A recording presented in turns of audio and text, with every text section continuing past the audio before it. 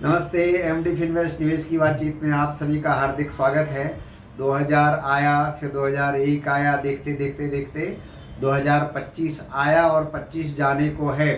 2024 आया, 2025 आया, एक महीने के बाद में 2026 आ जाएगा। तो एक एक दिन करके जाते रहता है, हमको पता नहीं चलता। कहते हैं ना, घटी पल जो है समय, आज संडे मंडे जो है वीक सप्ताह चला जाता है, देखते देखते महीना, बरस और हमारी लाइफ पूरी चली जाती है। तो एक तरह से ये महीना दिसंबर, क्योंकि हमारा कामकाज जो है अधिकतर अब कैलेंडर ईयर से ही चलता है सब जगह जो है, तो यूनिवर्सल।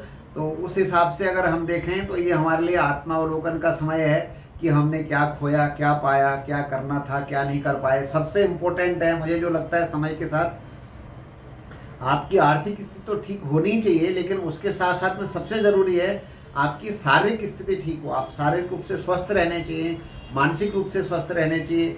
तो ये साल में ये कमिटमेंट भी अपने को ज़रूर से लेना चाहिए कि हम अपनी हेल्थ पर विशेष तौर से फोकस करेंगे। आज की युवा पीढ़ी है, क्या खा रही है, क्या पी रही है, उसको समझ ही नहीं आ रहा। देखेंगे सारी दुनिया में मोटापा एक बहुत बड़ी समस्या है। वो विकसित देशों में थी, अब हमारे भारत में भी है। मैं पूछता हूँ लोगों को, बोलते हैं हम तो थोड़ा सा खाना खाते हैं लेकिन शरीर बहुत बढ़ गया है।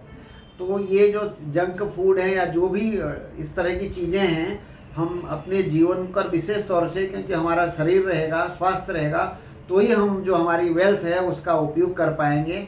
ये साल में हमारा ये कमिटमेंट हो कि हम अब शरीर पर विशेष तौर से अपने स्वास्थ्य पर ध्यान देंगे।